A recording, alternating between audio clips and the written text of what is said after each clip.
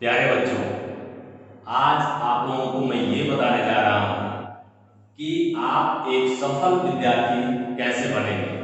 आपकी पढ़ाई का तरीका क्या होगा, टाइम को अपने कैसे मैनेज करेंगे, वो आपको मैं बताऊंगा, जिससे आप एक सफल विद्यार्थी बन सकते हैं।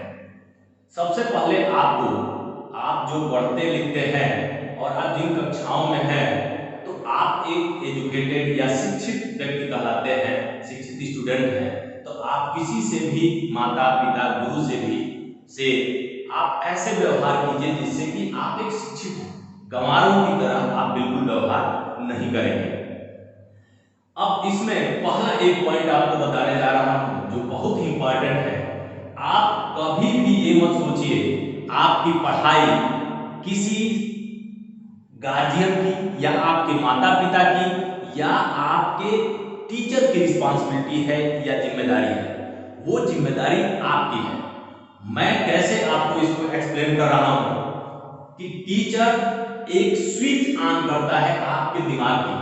जैसे कंप्यूटर होता है और कंप्यूटर को एनर्जी देने के लिए स्विच ऑन किया जाता है, तो वो स्विच ऑन आपकी दिमाग की करता है। और आपका दिमाग कंप्यूटर है, आपका जितना शरीर है वो एक हार्डवेयर है। अब आपकी रिस्पांसिबिलिटी और उत्तरदायित्व बनता है कि आप नॉलेज रूपी सॉफ्टवेयर को अपने दिमाग रूपी कंप्यूटर में कैसे डाउनलोड करेंगे, अपलोड करेंगे, कहां कहां से आप उसको टीचर से, किताबों से, इंटरनेट से नॉलेज को कैसे अपने पास उसको ग्रहित करेंगे और उसको डाउनलोड करके और अपलोड करके सेव करके उसको रखेंगे। ये आपके लिए एक पॉइंट हो गया।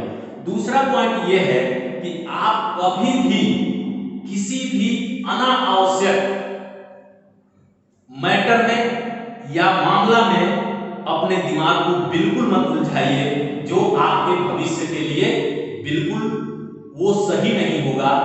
आप अगर कहीं जा रहे हैं, रोड पे जा रहे हैं, घर से बाहर निकल रहे हैं, मार्केट में जा रहे हैं या कहीं भी किसी से मिल रहे हैं, तो आप देखिए कि आपके आवश्यक चीजें हों, आवश्यक बातें हों, तभी उसको ग्रहण कीजिए। अब कहीं झगड़ा हो रहा हो, आप उलझ गए, कहीं कुछ मामला हो रहा है, कहीं ड्रामा चल रहा है, उसमें उलझ गए, तो आपकी दिमाग की जो मेमोरी है, जिस तरह मोबाइल की मेमोरी होती है और खर्च हो जाती है, तो उसमें दूसरी चीजें डालने के लिए और मेमोरी कार्ड लगाने की जरूरत पड़ती है या दूसरी चीजों को डिलीट करने की जरूरत पड़ती है। उसी तरह आपके दिमाग के भी जो मेमोरी है वो खर्च होती रहती है, वो भर जाएगी चाहे जितना एमबी खर्च हो जाए। इसलिए उसको बचाइए और उसको सही दिशा में खर्च कीजिए। तीसरा पॉइंट आपको इसमें बताने जाऊंगा, शिक्षा। शिक्षा क्या है, शिक्षा से क्या होता है, एजुकेशन क्यों जरूरी है। एजुकेशन से आपके मस्तिष्क का जो सही विकास होता है वो शिक्षा से होता है, क्योंकि आपके पाठ्यक्रम सिस्टमेटिक तरीके से कक्षा 1 से 12 आगे तक भी बीएससी, एमएससी या बीए, एमए, पीएचडी जितने करते जाते हैं, सिस्टमेटिक तरीके से आपके सिलेबस को डिजाइन किया गया है, बनाया गया है, ताकि आपके सिस्टमेटिक तरीके से धीरे धीरे करके आपकी बुद्धि का सही दिशा में विकास हो और विकसित हो जाए आपके 20, 22, 25 साल में, जिससे कि आप किसी भी कार्य को, किसी भी मामला को उचित और अनुचित की परख कर सकें और सही दिशा में अपने आप को ले जा सकें। चौथा पॉइंट आपका है कि आप के ऊपर ये सोचिए कि गार्जियन आपके ऊपर कितना खर्च करता है। ये भी आपके सोचने वाली बात है, समझने वाली बात है। आपके ऊपर गार्जियन कितनों कम खर्च करता होगा, तो इस जमाने में 8 से 10 हजार रुपए पर मंथ खर्च करता होगा। कैसे कि आप उसके घर में रहते हैं, वो आपके लिए घर बनवाया है, कमरा दिया है, फैसिलिटी दिया है घर में घूमने के लिए, खाने के लिए, पीने के लिए। खाने में खर्च 5,000 रुपए, पढ़ने में ट्यूशन और आपकी फीस, आपकी पाठ्य सामग्री, कंप्यूटर वगैरह सारा चीज दिया है, या जितना भी जो उसके पास सामर्थ्य है उतना सब दिया हुआ है।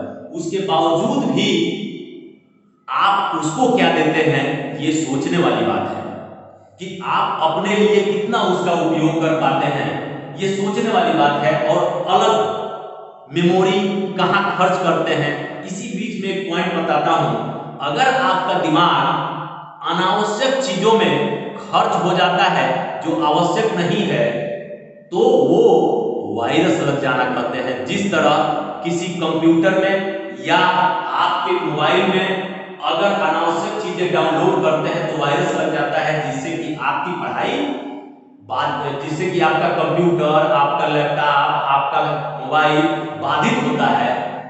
तो उसी तरह आपका दिमाग भी बाधित हो जाता है, वायरस लग जाते हैं और उसको बड़ी मुश्किल से एंटीवायरस लगा करके साफ किया जाता है।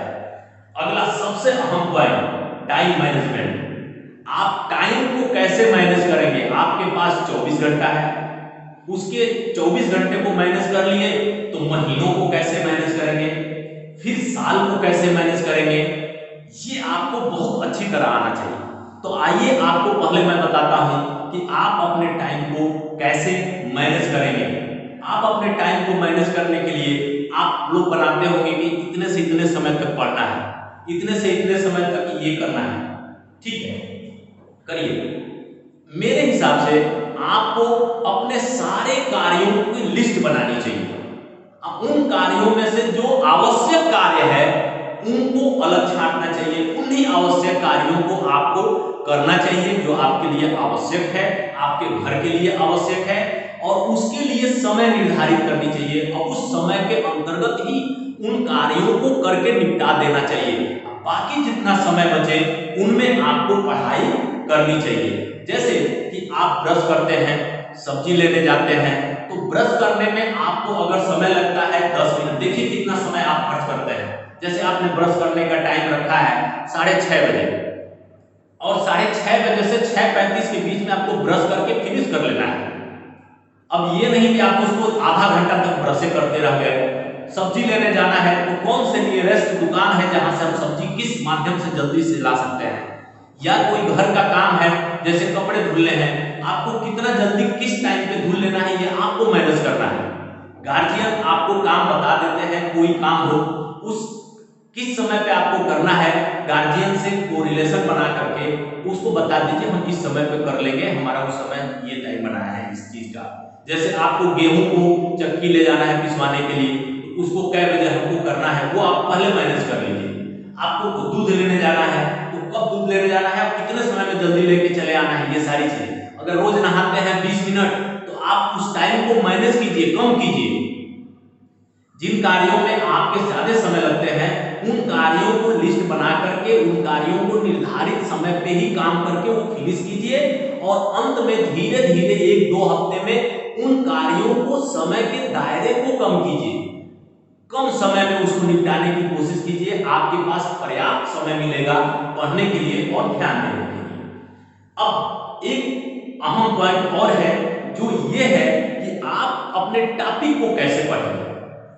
आप अपने टॉपिक को कैसे पढ़ना चाहते हैं, तो अपने टॉपिक को पढ़ने के लिए आप अपने क्लास के विषय वस्तु को, अपने क्लास के बुक्स को पढ़ रहे हैं या कोई लेक्चर को पढ़ रहे हैं, तो उसमें बहुत से ऐसे शब्द आएंगे, बहुत से ऐसे छोटे छोटे टॉपिक आएंगे जो आपको समझ में नहीं आते होंगे, तो आपको वहीं आप अपने टॉपिक को, वीडियो को, बुक को रोक करके उससे संबंधित जो आपको शब्द या जो आपके टॉपिक, जो आपके उसमें से टर्मिनोलॉजी समझ में नहीं आ रहा है, उसको पिछली कक्षाओं में आप जिस कक्षा में उसको पढ़े होंगे ध्यान से जाइए, उन कक्षाओं में जाकर के उसको क्लियर कीजिए।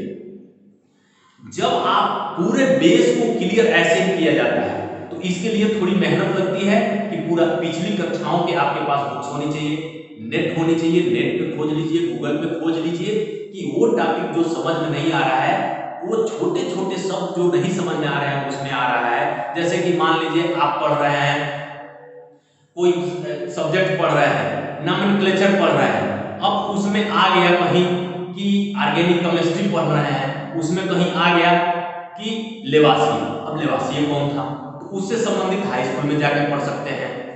अब आ गया कहीं उसमें कोई कार्बन की संरचना आ गया, तो अब उसका तुल्यांकी भार कितना होता है, उसका परमाणु क्रमांक कितना होता है, परमाणु भार, परमाणु भार कितना होता है, ये सारी चीजें कक्षा 8 से शुरू है।